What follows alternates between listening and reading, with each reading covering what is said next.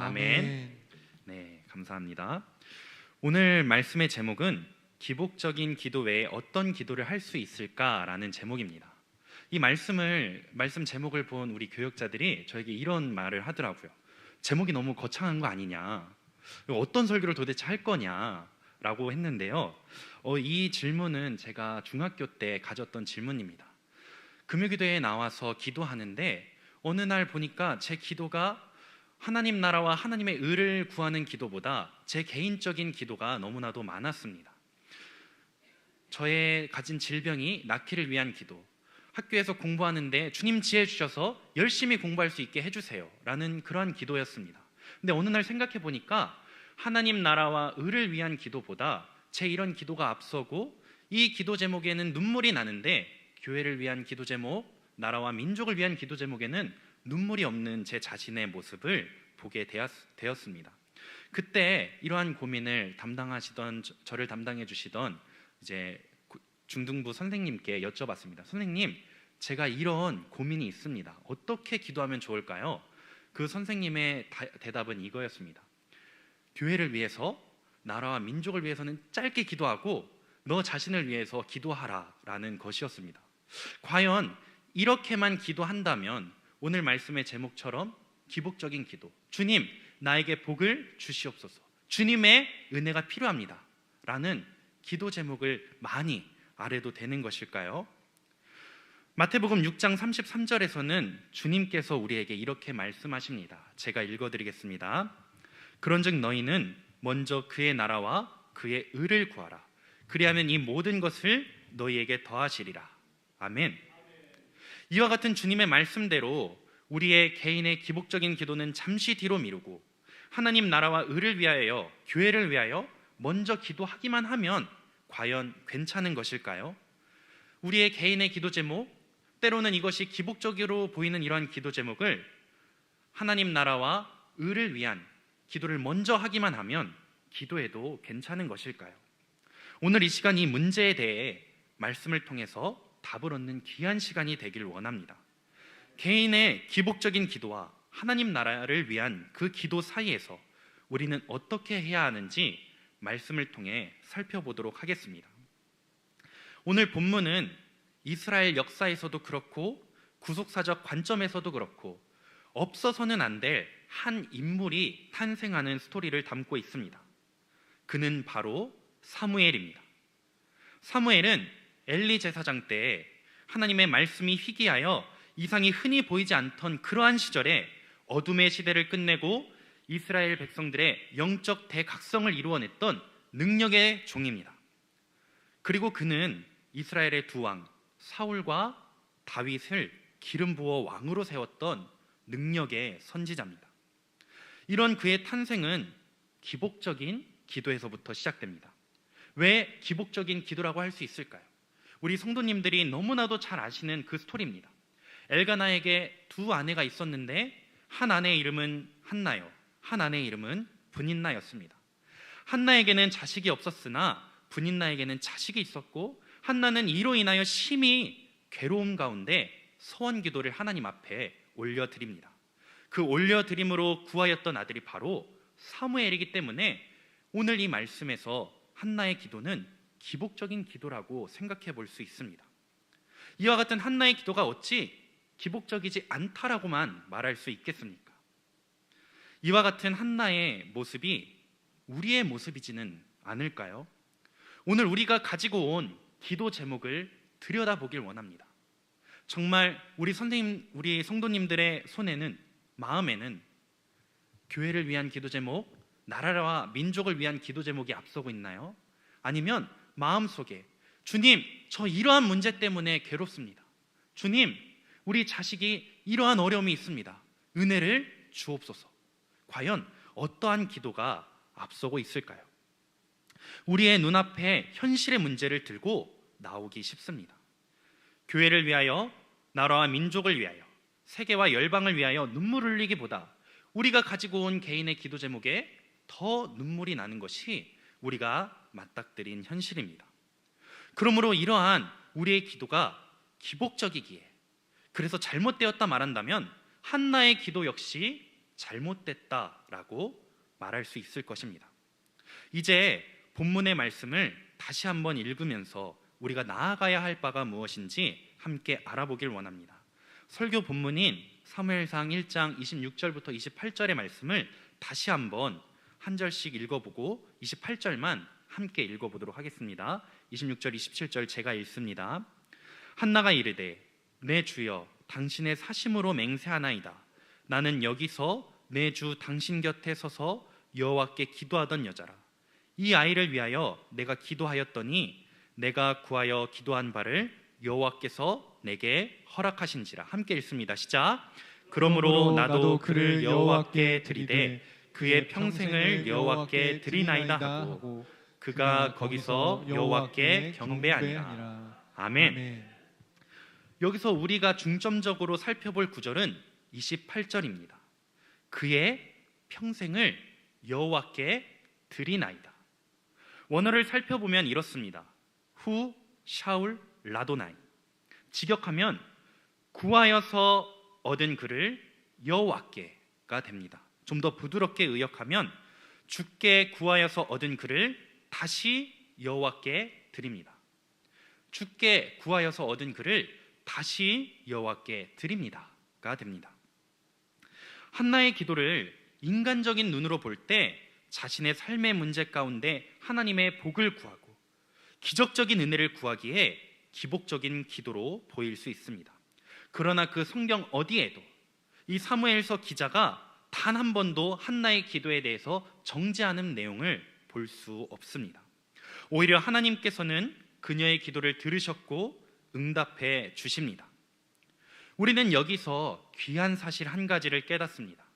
아무리 그 기도가 다른 사람들의 눈에 볼 때에 또는 내 스스로 볼 때에도 기복적인 기도로 보인다 할지라도 자녀를 위한 기도, 나의 건강을 위한 기도, 우리가 현실에서 맞닥뜨린 개인의 문제들을 담대히 하나님께 구해야 한다는 것입니다.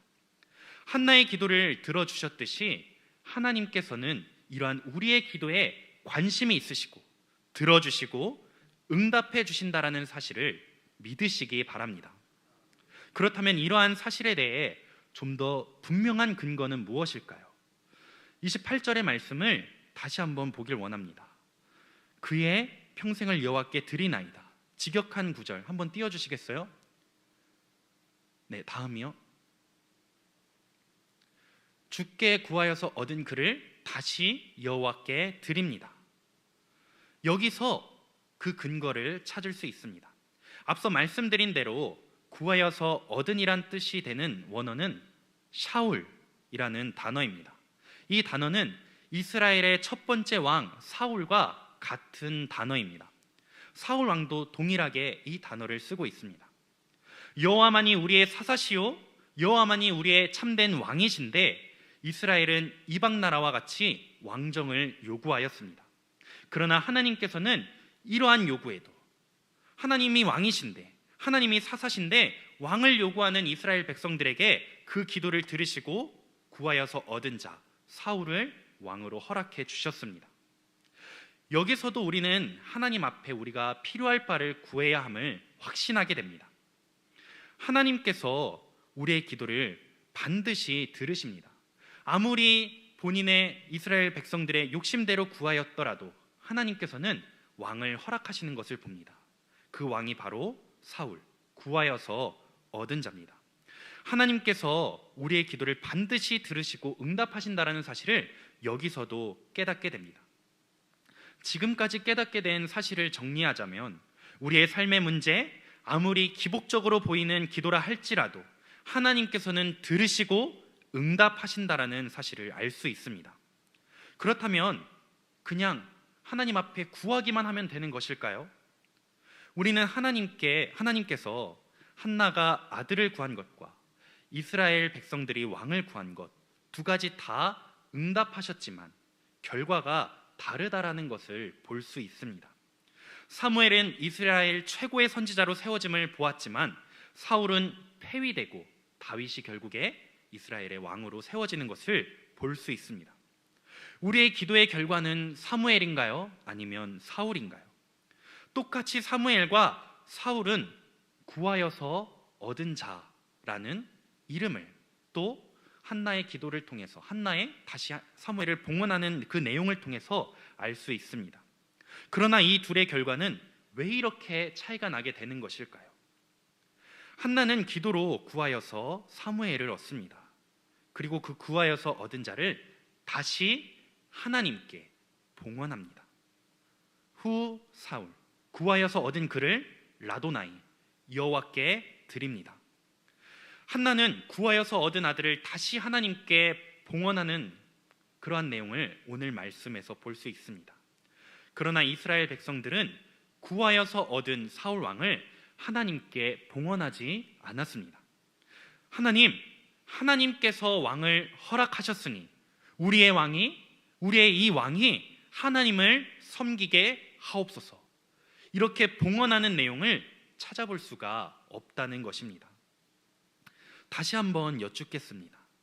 오늘 우리가 가지고 나온 이 기도의 제목, 그것이 무엇이 되었든지 간에 우리는 다 하나님께 아뢰야 합니다. 그 아뢰어서 구한 것을 하나님께서 허락하신다면 우리 성도님들은 어떻게 하시겠습니까? 한나와 같이 하나님께 다시 봉헌하시겠습니까? 오늘 이 밤에 주님께 아뢰어야 할 기도의 제목이 얼마나 많은지 모르겠습니다. 가정을 위하여, 직장을 위하여, 우리 개인의 건강을 위하여, 또 남편을 위하여, 아내를 위하여 우리는 기도해야 합니다. 파도와 같이 넘실거리는 삶의 문제들을 주님 앞에 토로해야 합니다. 그것이 오늘 살펴본 것처럼 때론 기복적인 기도로 보인다 할지라도 한나와 같이 담대히 하나님의 보좌를 향하여 아뢰야 합니다. 이사 가야 하는데 집이 필요하십니까? 건강의 회복이 필요하십니까? 자녀들의 진학과 취업이 걱정되십니까? 남편의 승진이 걱정되십니까? 망설이지 말고 하나님 앞에 눈물로 구하시기를 바랍니다. 하나님께서는 그러한 우리의 기도를 외면치 않으십니다. 오히려 한나의 사무엘 봉헌에 대한 말씀을 보았으니 구하여서 얻게 될 것을 기도하며, 그리고 그 얻게 된 것을 어떻게 하나님 나라를 위해 쓸까 고민하며 기도해야 합니다. 집 문제를 위하여서는 주님, 토지는 주님의 것이라 하였사오니 살 거처를 주사 그 집에서 평안을 누리게 하시고 온 가정이 주님을 기쁨으로 섬기게 하옵소서. 건강을 위해서는 주님, 당신의 종의 건강을 회복시켜 주사 남은 일생 동안 힘 닿는 데까지 주님을 위하여, 교회를 위하여 헌신케 하옵소서.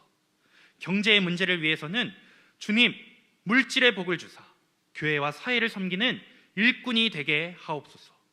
자녀를 위해서는 좋은 대학에 진학하게 하시고 좋은 직장에 취업함으로 크리스천 인재로 사회의 선한 영향력을 나타내게 하옵소서. 이렇게 기도해야 합니다. 이번 주일에 있을 온 세대를 위해서는 뭐라고 기도하면 좋을까요? 오늘 내일까지 비예보가 예보되어 있습니다. 주님, 온 세대 축제를 위하여서 비를 주일에 멈춰 주옵소서. 그래서 많은 이들이 와서 은혜를 누리게 하시고 복음을 듣게 하옵소서. 복음에 전달하는 장이 되게 하옵소서. 이렇게 기도해야 합니다. 말씀을 정리하겠습니다. 기복적인 기도 외에 어떤 기도를 할 수 있을까요? 하나님의 사람은 그 기도가 아무리 기복적으로 보인다 할지라도 기도해야 합니다. 하나님의 사람은 그 기복적으로 보이는 기도에 응답해 주신다면 주신 것에 주실 것에 감사해야 합니다. 하나님의 사람은 때로는 하나님 앞에 아뢰음에도 거절하셨다면 더 좋은 것을 주실 줄로 믿고, 더 좋은 길을 여실 줄로 믿고 더욱더 기도해야 합니다. 그리고 주신 것을 다시 한나와 같이 하나님 나라와 그 의를 위해 사용해야 합니다. 그러므로 하나님의 사람의 기도는 그것이 어떤 종류라도, 때로 그것이 기복적으로 보인다 할지라도 하나님의 나라와 그 의를 위하여 다시 봉헌할 수밖에 없기에 기복적인 기도가 되지 않습니다. 하나님 나라와 그 의를 위한 기도가 되는 것입니다. 이러한 내용을 생각하면서 오늘 이 시간 주님 앞에 담대히 아뢰는 우리 모두가 되었으면 좋겠습니다. 우리 모두 다 기도의 용사가 되기를 소망하며 이 시간 함께 찬양하며 결단하며 나아가겠습니다.